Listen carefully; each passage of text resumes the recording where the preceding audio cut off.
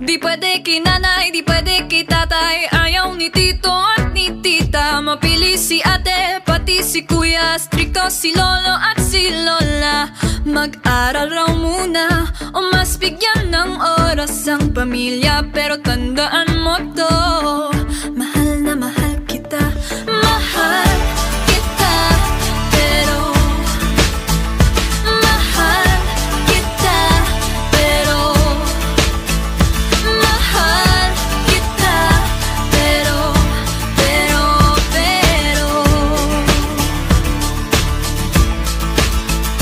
bata pa tayo, di ko pa kaya, marami pa tayong inasikaso. At baka rin posibleng sa iba ka pang magkagusto. Ang oras muna ay hayaang palipasin. Pag tama na ang panahon, pwede mo na kong laman.